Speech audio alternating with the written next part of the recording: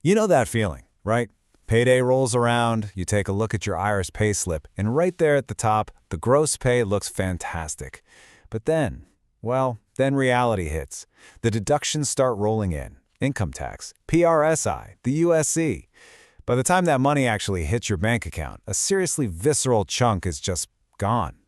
Honestly, we barely even question it anymore, do we? It's just a fact of life. But here's the thing almost nobody can answer clearly. Where does that money actually go?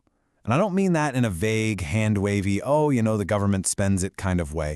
I mean specifically, where does your hard-earned payslip deduction actually end up? Well, if you trace it properly, the answer is way more surprising than you'd think. Okay, let's dive into this explainer and follow the exact step-by-step journey of a typical Irish worker's tax money. First things first, we need a quick reality check on how the system literally works. Because your tax money doesn't just go off to fund one specific little project. It leaves your payslip and it flows directly into a massive central pool. Think of it as a giant bucket holding all the government's revenue. Then, from that central pool, it gets distributed out across all these different areas based on national priorities. And those priorities are set every single year in the budget by the Department of Finance. So essentially, your deduction is helping fund literally everything, all at once. Now, this brings us to a massive misconception we need to clear up right out of the gate. A lot of people kind of expect that their tax acts like a personal savings account. Like your money is being tucked away in a neat little box with your name on it for when you need it later. But the reality? It's a central transfer system. Your deduction today isn't waiting in a vault for you. It's literally flowing right out the door and funding someone else right now. So, knowing it's a giant transfer system, who gets the biggest slice of the pie? If you ask around, most people will guess infrastructure, or maybe administration, or even politicians' salaries. No way. The reality is pretty surprising. The absolute largest chunk of the budget, the massive slice sitting right above healthcare, education, and debt, is social protection. And what's really fascinating is what actually lives inside that giant social protection slice. We are talking about state pensions, job seeker payments, child benefit, disability supports, the whole shebang. A huge portion of your tax is pure redistribution. It's money moving from one group to another to keep households afloat. And the biggest piece of that puzzle? Pensions. See, Ireland has an aging population. More people are retiring, so a massive chunk of your payslip today is heavily driven by paying for current retirees, not your own future pension. All right, let's look at the second major area, healthcare. Honestly, this is probably the one most of us expect to be number one, but in Ireland, it typically sits just a bit behind social protection. Still, it takes another absolutely massive slice of the national budget. Your taxes are paying for hospitals, GP supports, huge public health programs, and of course, staff wages across the entire health system. But, staring at the sheer volume of cash being poured into that sector naturally prompts a really valid frustration. If we're spending so much, why does it still feel so strained? I mean, Ireland spends a mountain of tax revenue on healthcare, yet the real-world experience for so many people involves long waiting lists, capacity issues, and serious access challenges. And that disconnect, the fact that so much of your tax goes into health but the outcomes don't always feel proportional, that's one of the biggest frustrations folks have with the whole tax system. Moving right along, we hit the next significant chunk, which is education.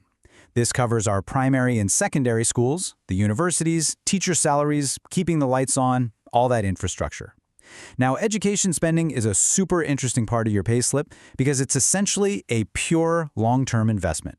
You don't necessarily see an immediate daily return on this slice of your tax, but over time, this is exactly what builds the future workforce and keeps the whole economy humming. Now, here is a category I guarantee most people don't think about at all when they stare at their payslip: debt servicing. This is the hidden cost of borrowing. We are literally paying the interest on the national debt, and a lot of that was actually built up way back during the financial crisis. The economy has bounced back, sure, but that debt didn't just magically vanish. It has to be serviced. So a very real chunk of your money today isn't funding present services for you at all. It's strictly paying for money borrowed in the past. Let's zoom out for a quick second, because the government obviously collects revenue from more than just your individual payslip. And there is a pretty stark contrast happening here. On one side, Ireland relies really heavily on corporate tax from massive multinationals. Think Apple, Microsoft. But that revenue, it can be highly volatile and totally unpredictable. On the flip side, we have your income tax, your PAYE, your PRSI, your USC. That is incredibly stable. It's reliable. So even if you feel like your monthly deduction is just a tiny drop in the ocean, your payslip is actually the bedrock. It's the reliable anchor that balances out the crazy unpredictability of multinational corporate tax. So, when people ask where their taxes go, they often kind of assume there's this massive hidden waste or some secret bloated inefficiency. But the reality of the system is actually super straightforward. It's just highly, highly concentrated. A few massive areas take the vast majority of the cash, and then smaller but absolutely crucial services like transport, policing, defense, and local government, they just share whatever's left over. Which naturally leads us to the million-dollar question. Do you personally get back what you pay in? Well, the honest answer is it depends. If you're a high earner and you don't use public services all that much, you might well feel like you're putting in way more than you get out. But if you rely more on those public services or supports, you might receive a lot more than you contribute. It's really not meant to be a simple one-to-one transaction. The whole system is fundamentally designed to balance society as a whole.